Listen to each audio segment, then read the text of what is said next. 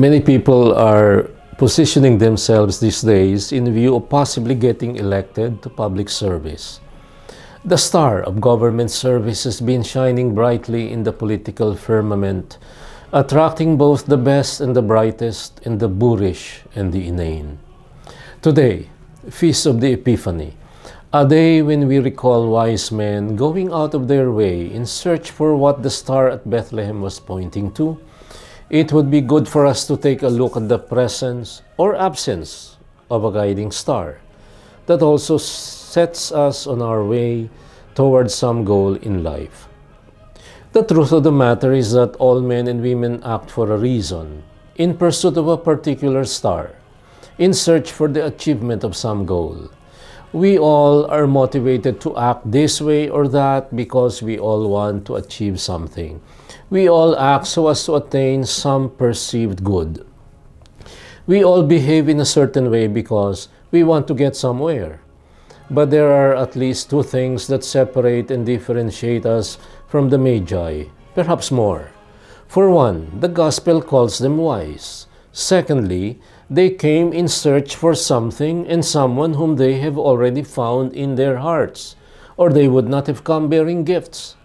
They went in search not so much because there was something lacking in their lives, as because they had something to offer, something to give both from their riches and at the same time their poverty. It is good today to look at the many different objects of our search. The age of computers and the World Wide Web have changed the meaning of search forever. Gone is the patience to look for data in libraries using the old, reliable card catalogs. Gone is the capacity to wait for things that take time to materialize. In this age of overnight or same-day shipping, of real-time chat rooms, waiting and working patiently for results are not among the most popular activities of the iGen or Gen Z kids. Searching for something too has become a matter of money more than anything else. Money has become the indispensable tool for all imaginable searches we can ever think of. Elections, both local and national, do not run on empty engines. Candidates' paths to victory are paved with gold, even guns and goons.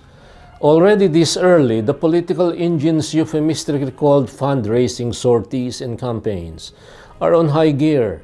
Alliances, whether holy or unholy, are being forged by the day to assure all that their own personal stars are kept shining brightly in the political and economic firmament. Like the insecure Herod, they ask questions not because they are sincerely looking for the truth, but because they are finding for ways and means to assure their positions, even if it means getting a few people out of the way. But this reflection is not meant to cast aspersions only on those who are openly out in search for national power and the offices that assure that power. This is a reflection for us all who may not have gold, frankincense, and myrrh, but who, like the Magi, have our own personal riches to offer the newborn King. This is addressed to the rest of us who nourish in the secrecy of our own hearts our own little stars, our own little goals and dreams that keep us motivated to go on, to live our lives the way we live them. Traditional Catholic philosophy and theology can help us in this regard.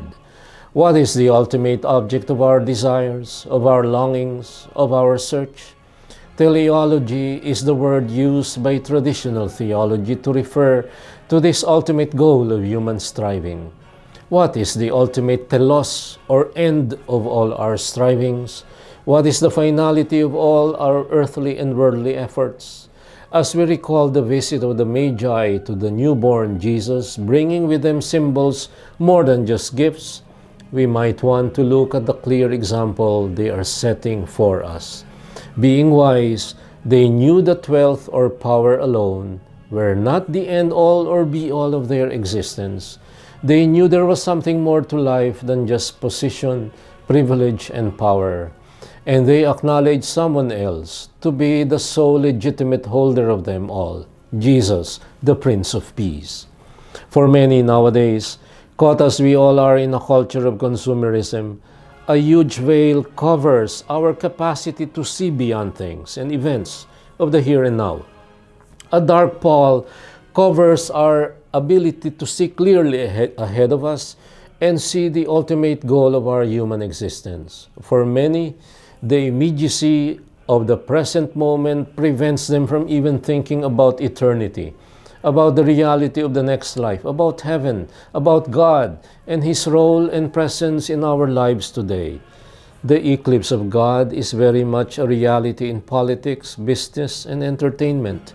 We need to allow the celebration of today, the epiphany of our Lord, to lift this veil that blinds us and prevents us from seeing the presence of God in our own personal lives. Epiphany, we must remember, basically means unveiling. God was unveiled before the eyes of wise men who were out in honest search for Him. God was unveiled because there were people who were sincerely looking for a really distant star. God unveiled Himself for people who were sensitive enough to see the sacrament in that little shining star, the sacrament behind the little baby boy laid out in a manger, attended by simple folks, Joseph and Mary, and by shepherds and their flock, but whose coming was heralded and exalted by no less than a host of angels.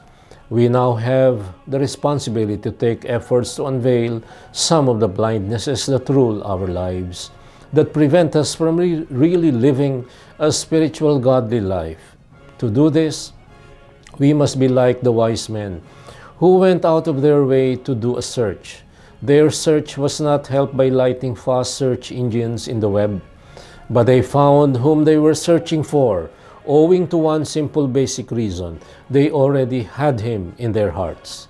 The desire in their hearts was enough, for indeed, blessed are those who seek, for they will find. And this, my dear friends, is your Kalakbay at Katoto saying thank you and God bless you.